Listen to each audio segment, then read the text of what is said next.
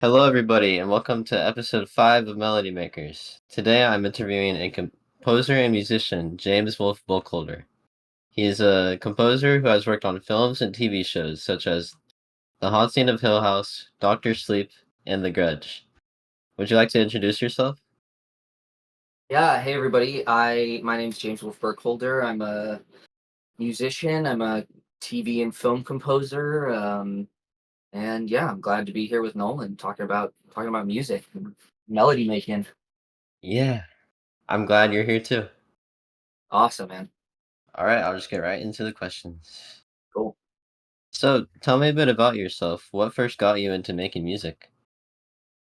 I started playing music when I was about 8 years old. I started playing violin. But it never really stuck. And my dad is a singer and a songwriter and a guitar player, and so I always saw him playing guitar and wanted to get into that. And I think I started playing guitar when I was 10. And then it was kind of that was the rest was history. I fell in love with guitar, fell in love with music, fell in love with writing songs, and yeah, that was pretty much it after that. That's cool. That reminds me a bit of myself. I started playing ukulele when I was 10, and then after that, I got into piano, and now that's my main. Nice, very nice. Yeah, piano came later for me. I was in college when I started to play piano, but still not good at it, but good enough to like get MIDI notes down and stuff like that. Yeah, you don't have to be the best, just enough to get you making Exactly. music. Exactly. How did you learn music? Were you self-taught, or did you ever have teachers? I had some great guitar teachers when I was growing up. Um, I had a guy named Pat Cherry in LA who's a great guitar teacher, and another guy named Shay Welsh, who's another guy in LA who's a fantastic guitar teacher. And I was lucky enough to go to a high school where there was great music education, so I got to take, you know, I had a rock band class, I had a jazz band class, I had a salsa class, I had, AP music theory, that kind of stuff. So I was very fortunate to be able to get um, an education in that early on. And then after high school, I went to Berkeley College of Music for one semester. Wasn't for me, so I transferred to Cal Arts and I studied guitar performance at Cal Arts in Valencia for about a year, and then dropped out because I got my first job um, as a guitar tech on tour with the band, which kind of led to playing guitar on tour for some artists and bands.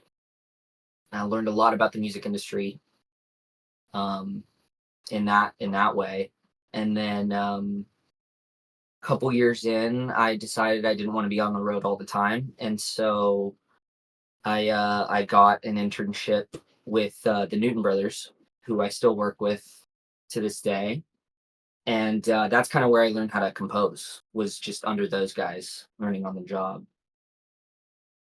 Nice. So yeah, so I've had to. It's a long-winded answer to your question, but I've had a lot of great teachers and mentors throughout my life. Yeah, it sounds like it. It kind of reminds me of the last guy I interviewed. I'm not sure if you're connected with Blair.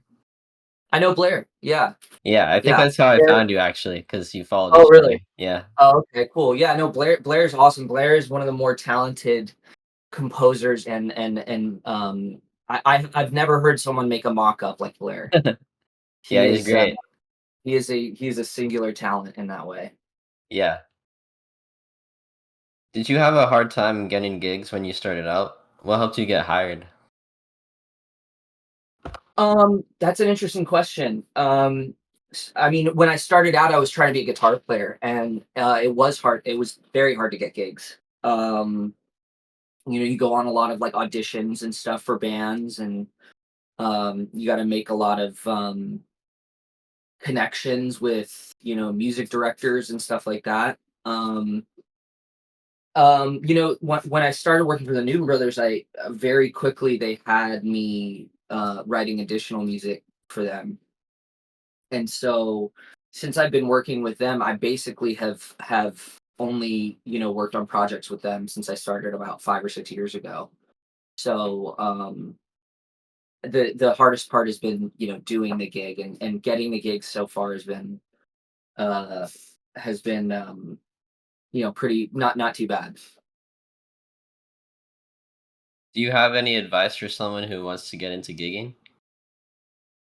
Gigging as a guitar player, or Just a general musician, like yeah, I mean, yeah, anyone. if you want to be a guitar player, move to LA and just meet musical directors. That's who gets you those jobs. If you want to be a composer, I highly suggest working for another composer who's already established. And the main reason I'll say that is because, I've taken some orchestration classes and some composition classes and stuff like that, but you really don't. It's really very difficult to learn the craft of composing to picture unless you have someone kind of there guiding you. And so in that way, Andy and Taylor, the Newton bros, really kind of taught me everything I know in that regard. So that would be my advice. That's great advice. I would say it's possible to teach yourself, but you're right. It is better to have someone because there's always chances you run into a technical difficulty, right? And you don't really know how Yeah, to solve it. yeah, totally. And no, you're totally correct. I mean, more than at any time in history, self-teaching is totally a possibility. There's incredible educators on YouTube right now. I mean, there's Zach Haiti. Do you know that guy? No. He's got a great YouTube channel about teaching people about film composition, and he does a lot of animation stuff, which is really interesting to Mm. me. He's a very talented composer. There's another guy named, I think his name is Mattia Chiappa. I'm gonna butcher that pronunciation.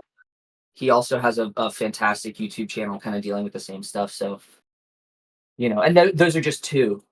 So there's a ton of great information on the internet to learn how to, compose. But I think that working for somebody who's already really good at it is kind of a shortcut.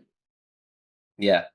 Yeah. I'm a big advocate for I think there's no wrong or right path. You just do whatever is best for you. I agree 100%. 100%. What was the first project you ever worked on? Has your process changed since you started? Oh man. So the first project I ever wrote music on was a film called Mary, and it was a horror movie about a haunted boat. I'm pretty sure it has 6% on Rotten Tomatoes. It's not the best film, but I did learn a lot about um kind of not just what, because I think when I first started out, the music I was writing, it was just kind of like I would write a track underneath a scene, and it would kind of like not really shift to the kind of, beats of the scene. And on that film, I really learned how to kind of move with the beats of the film. Um, and yeah, I would say my process is pretty unrecognizable to when I started. I mean, I started, I didn't have a template. I was just loading up contact instruments as I went and stuff like that. So from a technical perspective, yes, and then from an artistic perspective, I feel like I learn something new every single day I'm writing music, about myself, about the craft, um, about filmmaking. I think that's a really important part of being a film composer is understanding how films are made, and how editing works, and because for instance, like a really good edit can make your job really really easy, and a bad edit can make your job hell on earth. Right. Yeah. So I think learning about that stuff has been has been instrumental in kind of the way I approach film composing. Yeah, and I feel like if you aren't really learning anything new, you're not really having fun with what you're doing. Couldn't agree more. Couldn't agree more. That's kind of the fun part of it. Is that it's kind of this endless pursuit. You know, you'll never stop. There's so much music in the world and there's so many movies and you know, you'll be learning Infinite. until infinite, truly infinite. Yeah. Yeah. So I couldn't agree with you more, Nolan. Yeah, and even if you think you know everything, there's always a new door that opens new opportunities, no matter what it is. Yeah, totally. Absolutely. What inspired you to start playing live music? Oh man. Um I that's a really good question and I'm not sure that I have like a succinct answer for you. Um I think I've always loved music from a young age and I think that my parents were performers. They're both actors and my dad's a musician and I think I kind of, all their friends are kind of actors and musicians. So we would go to like dinner parties and everyone would be kind of like bringing out guitars and singing songs and stuff like that. And so I think that's probably when I started, playing guitar and singing for other people was, you know, probably 11 or 12, around my parents' friends. And then it kind of just snowballed from there. And then I think that, when I got older and I got kind of deeper into guitar and kind of was taking it seriously as something I wanted to do professionally. That's how you make money as a guitar player is you play live. There's not really like a booming industry for session guitar players anymore. It doesn't really exist. So I think that was just kind of the natural progression for me. Did you ever promote your music? Like, did you ever put up posters or maybe send out email lists to anyone who would want to hire you? Um, I definitely I definitely would just cold call, not cold call, but like just like kind of cold text and cold email people, artists who are looking for guitar players or bands, musical directors. So yeah, I definitely would do that. Do you think that's the best way to get hired? It's been a long time since I've been in that industry. I think that these days I honestly think that social media seems to be a really great way to get hired for Mm, gigs. My friends who are still in the touring world and are consistently working have a really strong online presence, which is something I've never been talented at. It's always been same. a struggle for me. Yeah. But yeah, I think that that's probably a really really great way to get gigs now is on Instagram. Yeah, it's surprising too because it's free and like so easy to access to everybody. Absolutely. Yeah. Yeah. You just gotta. I mean, that's just a whole other world you got to put work into these days. It's interesting. Yeah, you need to have a lot of skill in that area, I think. Yeah, yeah. I noticed that you do a lot of horror soundtracks. Is there any reason why you often do this genre? Um, I think it's something that the Newtons have done a lot of, and I think that they have definitely cultivated a reputation as people who really really know how to do that thing really well. And so I've just ended up working on those kinds of projects with them. I myself am a huge horror fan, so I love getting to work on horror movies. What's your favorite horror movie, by the way? Oh, great question. Um, I'm gonna say it's probably a tie between The Exorcist and The Conjuring. Probably my two favorites. Should I And feel bad for never seeing either of those? no, man, no. I mean, I'm jealous that you get to watch them time. Yeah, they're both very different movies, but they're both phenomenal horror movies. I'll definitely Um, watch them. and I think that what ties those two movies together in a really broad sense is they just have phenomenal stories. Like they're just really great. At their core, they have a really good story. It's not just, a bunch of jump scares. Yeah, that's what I love most about horror. I like it Me better when it's not just jump scares and they focus more on the unsettling atmosphere. I totally agree. I totally agree.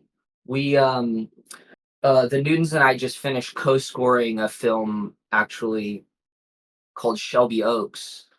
And it's an indie horror movie. Um and I could be wrong about this, but I think I'm right. It was a Kickstarter movie, and I think it had the largest Kickstarter donation of any film on that platform. And so we literally just wrapped up scoring that film last week, and that film has an incredible story. And I'm very, very excited for you and everybody else to get to see that movie once it comes out because it's I think it's one of the most creative um, horror movie scripts and just films that I've seen in a really, really long time. So I'm very excited about that. That sounds exciting. Yeah, Congrats, man. thank you, appreciate it. What do you think makes a good horror soundtrack? Space. You need space. You need silence. Um, and it's something. And like I said, like I was saying earlier, it's you learn something new every day. And I've been learning. Yeah, I learned so much working on Shelby Oaks.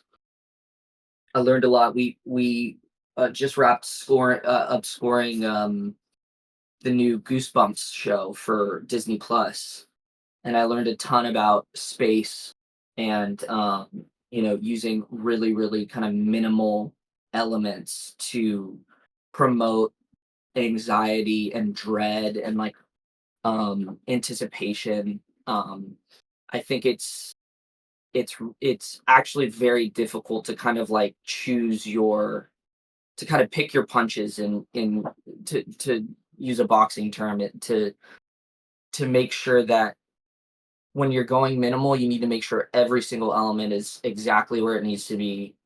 So I think that that kind of space and minimalism is really what makes a great horror score. Are there any specific plugins or effects that you like to use when creating that kind of ambience? Like any, I guess, like reverb or Sure, reverb is really important. Reverb and delay are both really important if you want to set something back in a mix and make it feel like it's coming from far away. Um, I for kind of ethereal stuff, and scrapes and stuff like that, I really like to make my own contact libraries. I like to that's why I have my trusty Paluzzo P12 microphone set up right here is because I really enjoy recording things myself and you know fucking around with them in Logic and making something new and interesting. So, for instance, for Shelby Oaks and for Goosebumps, I just found a bunch of metal stuff at a construction site. Actually, at my parents' house, they're having a bunch of construction done, and so I found some old rebar and I found some like an old metal dustpan and I grabbed a cello bow and just bowed it until I found a cool sound and then recorded it and threw it into contact and it sounds really scary. So I think that for stuff like that and obviously I use a ton of kind of the aleatoric string stuff. I like the MSS, they have a really good aleatoric string engine. 8 8 do or 8 dio, I don't know how you pronounce that, has the cage line. Um, and they have some really, really great aleatoric elements for orchestral stuff because that kind of stuff it's really, really difficult to recreate on your own. Um, unless you're but really rich. unless you're really rich and you can hire an orchestra whenever you want. Exactly. I've You heard know, if you're I've heard Spitfire has some great great ones too. They do, yeah. Spitfire has some really great aleatoric stuff as well. Yeah, their Albion lines and stuff. They have some good aleatoric stuff that I like to use. But in terms of like weird sounds, I really like making that stuff on my own. Um, on Haunting of Hill House, that was one of the first things I worked on. I didn't write any music on that, but I did a bunch of the contact library synth design stuff. On that, we actually recorded a water phone. Do you know what a water phone is? No, It's kind of hard to describe. It essentially it's like a basin that you put water in, and it's got a tube sticking up out of the middle and a bunch of these metal tines that are welded around, and it's been used for horror scores for I don't know 100 years.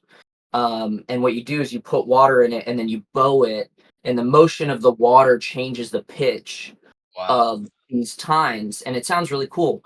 But Taylor and I, when we were working on the all this kind of sounds and sound effects for Haunting of Hill House, we really wanted to get a single note out of it and then use that in a contact library and make it a playable instrument, basically like a synthesizer. mhm. And so that's what we did, and we ended up with a really really cool sound that you can hear in a bunch of horror scores. So stuff like that, I really get a kick out of that kind of stuff. Yeah, I absolutely love the creative side of that because it adds so much to the humanity of the music. I totally agree. Yeah. Yeah, and it adds like your own personal touch. No one's gonna have everyone's gonna have that Spitfire library, but nobody's gonna have the metal dustpan library that I just did in my studio. Yeah, and then you can even, if you wanted to, you could reuse that in the future. 100%. Yeah, absolutely. Do you think that a good horror movie needs to have silence, or can it still have loudness and still be scary? That's a really good question. I could go either way on this one. I think it just depends on the story you're trying to tell, but I think that if you want to, if I think that scary movies that have jump scares, I think absolutely need silence. I think that what I've learned, anyways, is that kind of building up to a scare with music, you're taking away at least half of that scare. It's just not going to be as scary. But if it's dead silent before a jump scare, that's when it really makes people jump out of their seats, I think. Yeah, for me, there's this game. It's actually my favorite game I've ever played. It's called Amori. It's a psychological horror game. And Okay. the game doesn't rely too heavily on jump scares. It has a few, but when it does have them, it's usually like dead silent. You don't really, you kind of see it coming, but you Yeah. also don't know exactly if it's like what, you don't know what feelings the jump scare is going to cause. Yeah. Yeah. And you know what? It's interesting that you say that, because I think that, first of all, horror video games I can't do. It's too scary for me. But I think that the real fear is in that silence, and the jump scare is almost like a release. It's almost like Yeah. this catharsis that the filmmaker delivers, and oh my god, I got scared. But then kind of the fear's over, because once you get that jump scare, your adrenaline spikes, and then you're like, oh, I understand what's going on. But I think that mystery is really where the fear lies in a good horror movie. Yeah, I also think it kind of has to relate to the story in some way. You can't just have a random jump scare out of nowhere. Yeah, totally. Yeah, no, it's gotta support the story. I agree. Do you prefer doll over hardware or vice versa?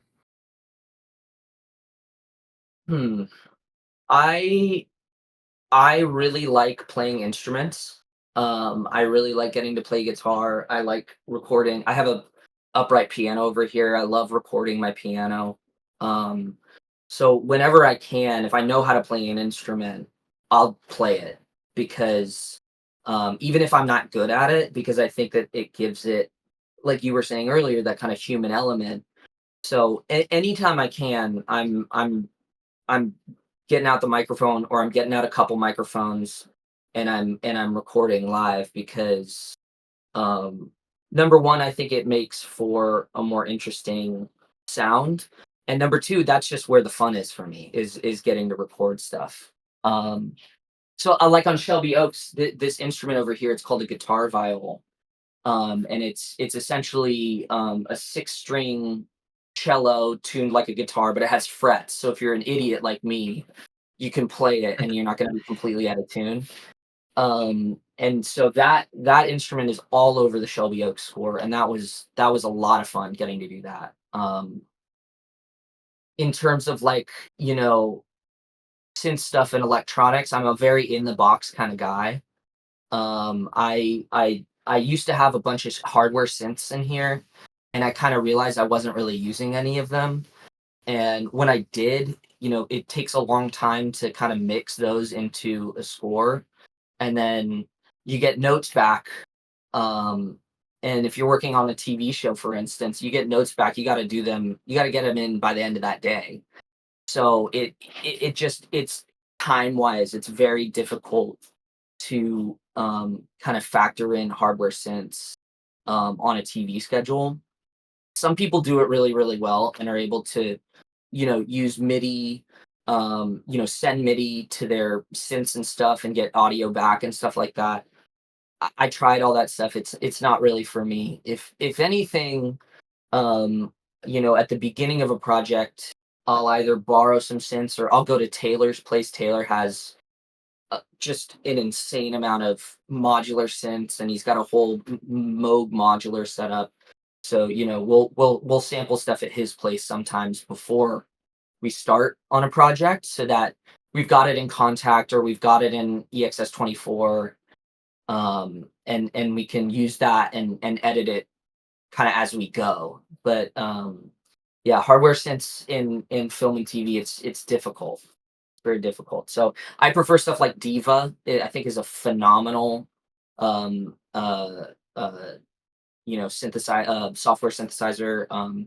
Zebra as well, also from Yuhi. And then all the Arturia stuff I think is fantastic as well. Yeah, I've got Arturia Analog Labs because it came with my keyboard back Nice. here. Nice. Yeah, great synth. Great synth. Also, I love what you said, how even if you're not great at an instrument, you'll still play it. I feel like so Mhm. many people get this idea that if they suck at an instrument, that means they cannot play it, and it bothers me because even if you aren't trained in it, you can still use it, and you can get an emotional. I was trying to find the right word. It's like I think do you know what I'm trying to say? I think I know what you're saying. Yeah, I think that bringing up emotion, I think that's a really important thing, because that's what music does, and especially in a film scoring context, that's what you're doing. You're highlighting emotions, you're bringing out emotions. Um, And a you real know, instrument just enhances that even further. I totally agree. I totally agree. And I like the mistakes. I like the human element. I like that it's not perfect. Um maybe it's just because I come from kind of a band background, but, like, when I used to be in bands, sometimes we'd, like, get the drummer to record the guitar part because he was worse at guitar, but it worked better for the song, that kind of thing. So I think that's a really important element. I don't like music that sounds. I don't want to say I don't like music that sounds, but I don't enjoy making music that sounds perfect. If that makes sense. I like those little happy accidents that happen when sometimes when you have no clue what you're doing. I think sometimes you can kind of get the best results. Yeah, for me personally, one of my favorite things to work around it sounding too computerized, I Hmm. guess, is when I'm making music. Recently, I've been trying, instead of not doing loops, like where I have one pattern and I just loop it, I try to Hmm. make it one long pattern and Hmm. make it work, like for the whole pattern. I do that too. I do the same thing. I don't like doing 4-bar loops. if I have a section that's like, say I'm like recording a drum part on the keyboard or whatever, if I have a section that's 16 bars long, I'm gonna take a pass of that 16 bars because I want it to sound like somebody's actually playing it, you know. And then I try my hardest not to hard quantize stuff. I'll obviously I'll quantize stuff because I'm a guitar player. I have terrible rhythm, so like playing in drum parts and stuff is difficult. But yeah, I totally agree. I take the same approach. Do you have any favorite chords or scales to use when you're composing? That is a great question. I think that there are definitely chord progressions and modes and scales that are very like filmic that can kind of like immediately, if you don't have a good idea, you can kind of immediately play around with that might kind of spark something. I really like, for instance, for like action music, I love the Octatonic Scale.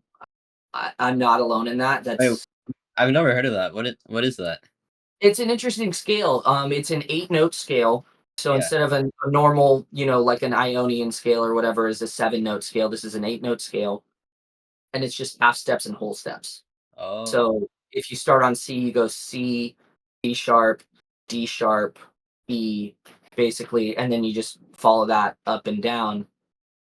And it's a very kind of unsettling sound, and it makes it really you can just mess around on that scale, and it makes it really kind of easy to if you don't know what you're doing, you're just like, all right, let me mess around with this and see if I get any ideas.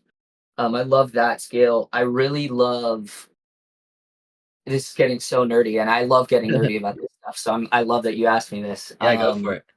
I love the Phrygian dominant scale, where you have your flat 2, your major third, Mhm. and then you have a flat 7 up top. I think you have a flat 6 too. I don't know. I'm not phenomenal with theory, but I like talking about it.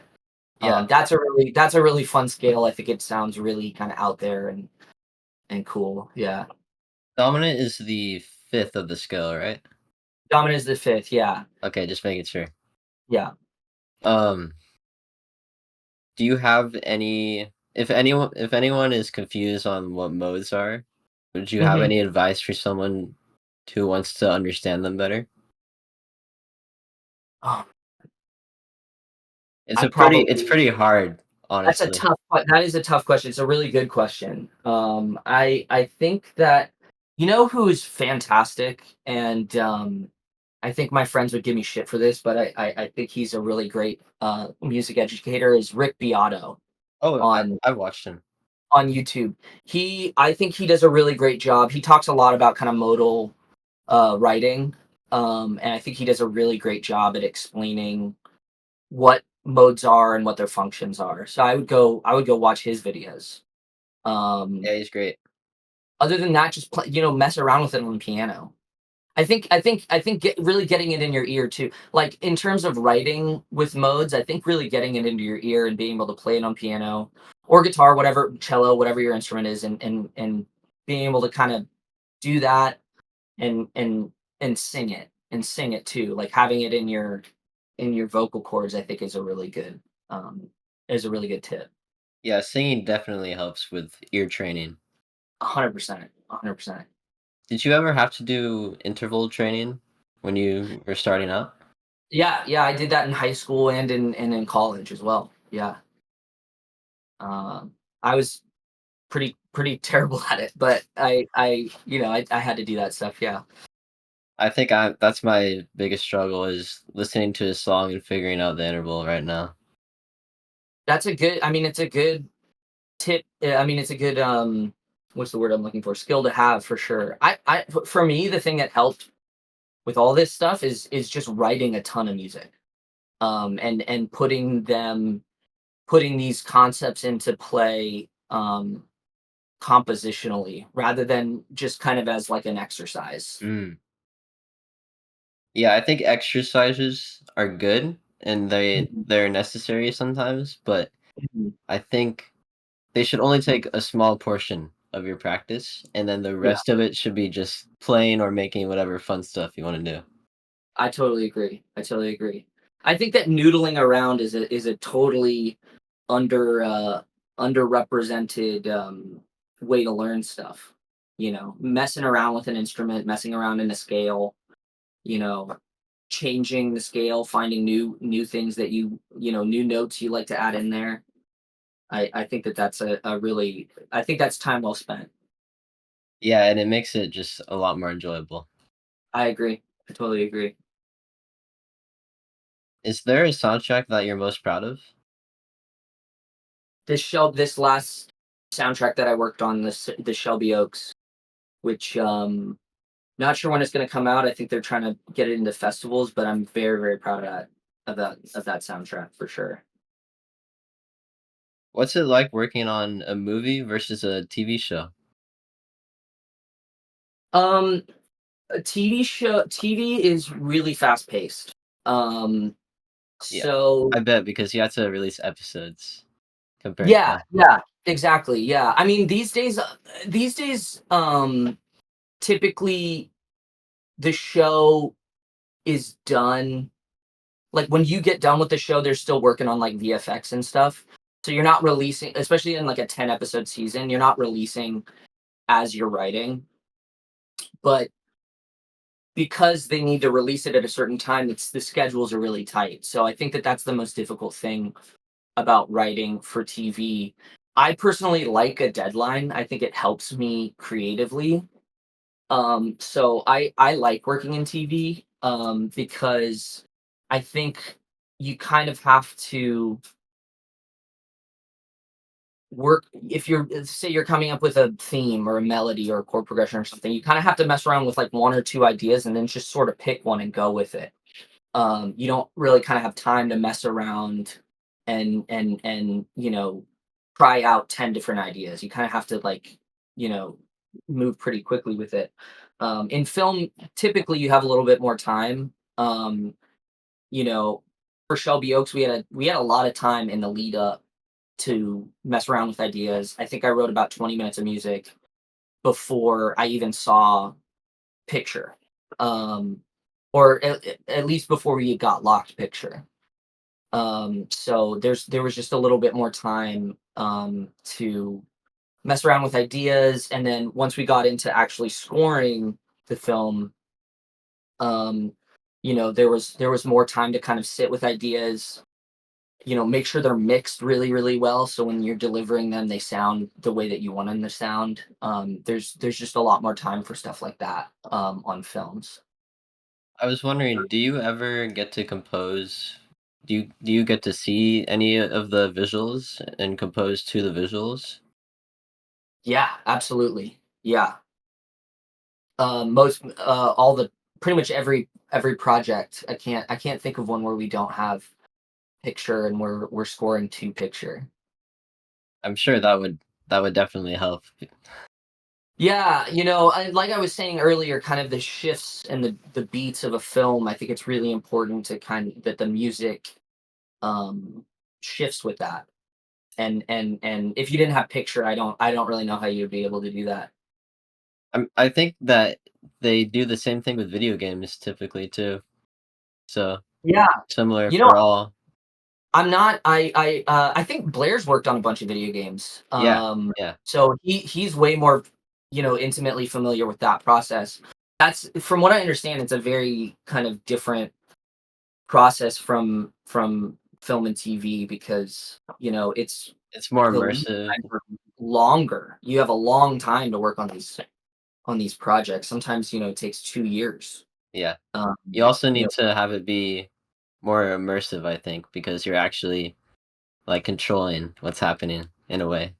True, yeah, and I think they have a bunch of like AI stuff that you know I think they send a bunch of different stems of the music so that any one of those stems can be played at any time while you're playing the game. It's really interesting. I mean, I'm talking out my ass here. I really don't know anything about scoring video games. I've never done it, but it's very interesting to me for sure. Yeah. No problem. Which soundtrack to you was the most fun to make? I'm like a broken record right now, man, but the Shelby Oaks soundtrack. Oh wait, did I already ask this? No, no, I don't. I think you asked a different question, but Okay. I think you said what soundtrack am I most proud of? But this Uh, it was also the most fun to make because it was just a bunch of me, kind of like like I said, I love recording stuff, and I recorded a lot of vocals for it. I recorded myself playing the guitar viol a lot for it. There's banjo in the score. There's a bunch of weird, fun stuff I got to record I for love that. banjo. It's Me such a too. fun instrument. It's super fun. Yeah. That's another instrument I do not know how to play, and I got some cool stuff Same. out of it for that reason. Because just messing around with something you have no idea what you're doing on, you know, you're not going to approach it like somebody who's really good at that instrument, and you're going to get something weird out of it. Yeah. Are there any films that you'd want to do a soundtrack for in the future or TV shows? You got some really great questions, Nolan. Um, Thank I, you. I I'm gonna say I would love to work in animation. Um, it's not really a genre. Obviously, there's a bunch of different kinds of animation movies, but I think typically they tend to you tend to get to play with the orchestra more, and that's something that I really love to do. I love writing for I love writing big orchestral stuff. It's something I don't get to do enough of. So I think that would be really really fun is work in animation or just any film that where kind of the orchestra is highlighted. You said you don't really get to work with orchestra stuff. Would you ever do an orchestra mixed with a lot of synthesizers? Yeah, I mean that's when I'm working with orchestra. Typically, it's kind of that quote unquote hybrid Mm. sound where there's like a lot of synthesizers kind of um involved with the music. But these days it's a lot of times it's just you're just working with samples and you don't get to record. So I think record with an orchestra. So I think that that's something that I've gotten to do. I don't think I've gotten to do enough of. So anytime I get to record 70 people in a room, I'm happy, and I would love to get to do more of that. Yeah. I was also wondering if, since you've worked with a real orchestra and you also use samples, can you ever tell the difference between the two when you're listening? Yeah, for sure. Um, Definitely. I think that there are some people who are much better at it. And if I'm sure that like if I was watching a movie and I didn't know Blair had composed it and done the mock up for it, I probably would be like, this just sounds real to me. Um, you know, it's a skill that I'm still working on every day, getting those samples to sound real. But a lot of times when people don't kind of put that effort into programming and mixing it in the way that it needs to be mixed, I think I can definitely tell a lot of the times. Yeah, Yeah, and also it depends on if the person actually has training in that field or if they're trying it out. absolutely, absolutely.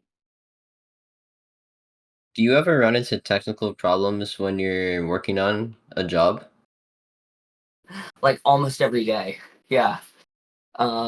Computers are always. I mean, it's just an unreliable system. Is working on computers. I've talked to a lot of my friends who are composers, and I think a lot of us wish we could go back to the days when it was just pen and paper, and you showed up on the stage, and that's your score. Honestly, for me, technical problems are my worst enemy, especially when I'm learning something new. Yeah, totally, totally. When you're working with a new piece of software or something, and you just can't get it figured out, it's the most frustrating thing. Because you know how to do the thing, but there's just this weird obstacle that's stopping you. Yeah, yeah, and then you got to spend 2 hours on YouTube trying to figure out how to fix it. And Yeah, sometimes you can't even find it, so I've given yeah, up a lot of times. yeah. Me too. Just delete that track and pull up something I know how to use. Yeah, It's not worth it because so much time is wasted. yeah, totally. Did you ever struggle to accomplish your goals when you started out? What helped you get through with them? Um, yeah, man, I think that, when I first started out, especially writing for TV, I one of the first shows that I wrote on was a comedy show, and comedy is incredibly difficult to score. Um, and I remember one time I had scored, whatever it was I think it was maybe 15 minutes of music on this episode, and I sat down with Taylor for him to kind of give me notes before we sent stuff off, and it was like almost everything was wrong. And it's one of those moments where you're like, oh man, I have no idea what I'm doing. And I think that I think that my advice would be, um I think my advice, my first piece of advice is, what I do. I'm not saying everyone should do this, but what I try really hard to do is kind of detach myself from the end product, and understand that, once it's out of your hands, it's out of your hands. And if it's not right, it doesn't mean you're bad at writing music. It just means that music wasn't right. And I think not taking notes personally, is something that I think would I wish I could go back and tell my 23-year-old self, hey, it's not you. You're not bad at writing. It's just the music wasn't right for that episode or for that movie or whatever, that scene. And also just, you know, beyond everything else, just sticking with it and just trusting that even if you don't know how to do this perfectly yet, you'll learn. Um, yeah, that's what I would say. I think it's also good to know that because it translates into everything in life, really. Absolutely, absolutely. Yeah, And if you think you're bad because you're new at something, I think that you should not feel that way because being new does not mean bad. It just means you're yeah, new at it. yeah, absolutely. And you know what? You don't know what you don't know, and when you learn it, there will be 50,000 more things that you don't know. It's an unending process. Exactly. What has been your biggest setback when making a soundtrack?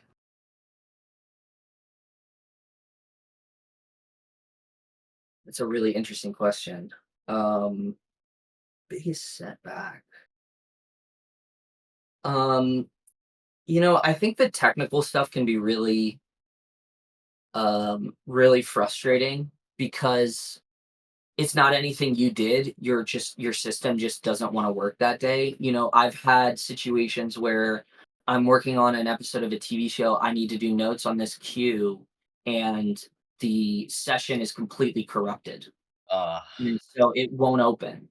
And so you have to do tricks like you have to open up a new session, import all of it, then you import it and it's not falling in the right place. It's not that it's the time code is all messed up. So stuff like that I think is can be a huge hurdle when that stuff pops up.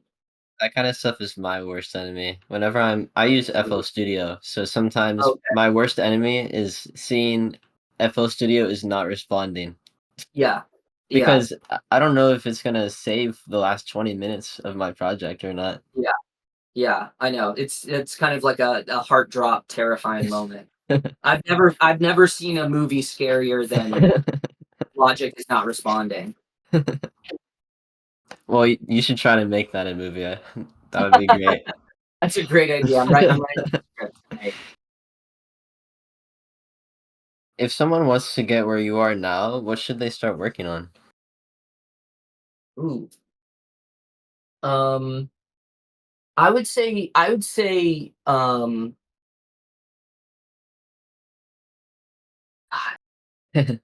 that's a tough sorry if I've been asking one question like right after the other. Take your time. no, no, no, it's great. I think it's a great pace, dude. I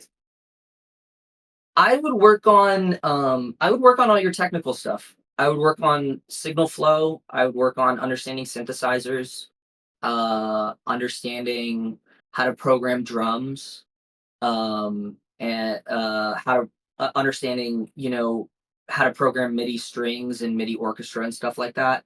I think that the compositional stuff, it's obviously really important and it's like the most important thing and it's what you do, but I think that that stuff comes naturally. I think that when you write a lot of music, I think that what I'm saying is I think the way to learn how to write music is to write music. Yeah, And so when you learn all the technical stuff, that's really the hard stuff to learn and to get kind of under your fingers. But when it comes to like the composing stuff, be a sponge and just write a lot of music. that's exactly what me and Blair were talking about on our last Oh, interview really? too, which is Oh, really no way. funny. That's Yeah. hilarious. Yeah, we Yeah, had the exact conversation about being a sponge and absorbing a lot of information. that's so funny. Yeah, no, yeah, Blair and I see eye to eye on a lot of stuff, I think. That's awesome. Yeah, I was gonna say something, but just blew out of the window. happens to me all the time. If someone wants to make better music but doesn't know how, what advice would you give them? Honestly, I would give them the same advice. I would say just keep writing. Okay. Just keep working on it, and actually listening to new music is so important. Yeah. Um, Listening to stuff that you think you don't like, um, and going outside of your comfort zone with what you're kind of putting into your ears, I think is really, really important. Um, Listening to stuff you never thought what you would be interested in, because even if you don't like an entire composition, there might be one or two things where you go, oh, that's a really interesting idea. That's a clever way to construct a melody, or that's a clever way to record a guitar, stuff like that. So I'd say just listening to a lot of music and just keeping your head down and just keeping writing. Do you ever have a struggle with listening to music you don't like? Sure, yeah, definitely. But I try to push myself. Are Because there I've any learned. are there any examples? Sure, yeah. Like there's a band called 100 Gecks, 100 Gecks. That when I first heard them, I was like, I hate this. This is terrible. And now they're one of my favorite bands. I think they're Oh wow. incredible. I just think that I think that they were way ahead of the curve, and I think I was way behind it. Mm, In terms of being a music consumer and a fan of music. But yeah, that's a fantastic band. Um, um, I'm yeah, trying to think of. sorry. I cut you off. Oh, no, no stress. Yeah, that's just one example, but there's a ton. Yeah, I've heard a lot of hate about them, but I think they're a band like any other, and if you don't like them, that's okay too. So, Absolutely, yeah, yeah. And like I said, I didn't like them when I first heard them, and I think I just didn't get it. And now I listen to them all the time. I think they're fantastic. yeah, I think it's important to be open-minded. Yeah, yeah. And if also I will say, if you're a film composer, or if you're an aspiring film composer or whatever, I think a lot of people say, I've heard, like, Christian, from Spitfire, he'll say stuff like, "Oh, for God's sake, don't listen to film music." I don't necessarily agree with that. When I was first starting trying to be a film composer, I listened to so much John Williams. I listened to a ton of Hans Zimmer, a ton of Alan Silvestri. I listened to all that stuff. I think it's important to not only listen to that stuff. I think that getting out there and listening to like new bands and new artists, new DJs, whatever it is that you're interested in, is really, really important, because I think that's where a lot of the new ideas come from. In film composition, I think there's a lot of bleed from popular music into film composition. So I think that's important. But yeah. Awesome. Do you do you do anything specific when you're listening? Do you listen to any specific instruments, or do you analyze it in any way? Um I think that I think that as a music maker, and I think that most of my friends who do make music, it's it's not that I'm trying to analyze the music, it's just that's the way my brain works now. I can't really listen to music the way that I used to. Like I have a distinct memory of hearing music in a very different way when I was younger. And now I hear everything. I hear, oh well, that's really interesting the way they compressed that, and Uh, oh wow, they really mic'd that they mic'd that guitar really close, or oh that's a really boomy room sound from the drums. That's kind of the way that I hear things now. So it's not that I'm trying to analyze stuff, it's just I think that you get to a certain point in your music making, music listening career, and your brain just starts kind of doing that on its own. yeah, I think that rings true for everyone. I remember being a kid and hearing music, and because I didn't even know what some of the instruments were, so I was Yeah, like, "Wow, this is so there's like a whole new world, and it's yeah, fascinating." yeah, absolutely. Absolutely. Do you do you try to ever listen to music like when you were a kid? Do you try to go back to those childlike imagination? Yeah, yeah. I think that that's a great question. I think that the way that I do that is kind of trying to listen to stuff that got me excited about music in the first place. And your analytical mind is gonna do its thing, but I think that I'm a big fan of rewatching movies, re-listening to records, and learning new things about stuff that you already love. I'm not saying everybody needs to do that. That's just something I really enjoy doing, is revisiting old art that got me excited about art in the first place. So that kind of sparks that imagination, I would say. Like going back and listening to Sergeant Pepper, you know, I listened to that for the first time I was probably 5, and I remember being really excited about that music. And so yeah, when I go back, listen to old Beatles records or old, you know, or I'm a huge Radiohead fan, so going back and listening to In Rainbows or OK Computer, or Pablo Honey, or some of those earlier records is something that really kind of sparks my imagination for sure. Nostalgia is such an empowering feeling. I think Yeah, it can influence you in ways you never would have thought about before. I think so too. I think so too. And I enjoy revisiting those nostalgic pieces of art, with what I know now. And I think it allows you to learn new things about stuff that you've that has kind of always been in your life. Yeah. So what are your current projects? Are you working on anything new? Not really. I kind of finished up this movie last week. Yeah. I'm actually getting married in 6 weeks, so Oh, I awesome. I'm thanks, man. Yeah, I'm kind of trying to stick around and be with my fiance while we try to finish planning this thing. So Congratulations. thank you so much. Thanks. Yeah, so I'm trying to take a little bit of time off between now and the wedding. So nothing lined up actually. Yeah. That sounds like a lot of fun.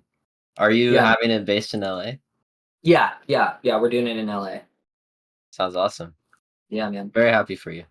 Thank you, brother. Appreciate it. Do you think you'd ever release an album that's unrelated to your soundtracks? Yeah, I have an EP that's kind of sitting in the wings. It's like sitting on my hard drive, mixed and mastered. I just haven't had the time to kind of like focus on putting it out, and getting artwork done for it and stuff like that. So, but eventually, hopefully this year, I'm gonna release an EP. That sounds cool. Do you plan on releasing it to Spotify and all those? Yeah, I'll probably just release it to all the streaming services. Yeah, Cool. I'll definitely check that out. awesome, man. What can we expect from your future works? Um, hopefully, just keeping trying to push my own envelope, and learn new things as I'm writing, and try to just be a better composer every day. Try to, you know, like we were saying, just stay a sponge and learn new things and try to incorporate it into my music. That's the way. Yeah, absolutely, man. All right, well, I think that's gonna wrap up the interview. Awesome. Thank you so much, Nolan. This has been a great time, man. Yeah, of course. It was lovely meeting you, and I'm very grateful that you accepted it. No problem, man. No problem at all. Awesome. Well, Awesome. I hope we can stay in touch. I'll see you later. See you later, buddy. Bye. Bye.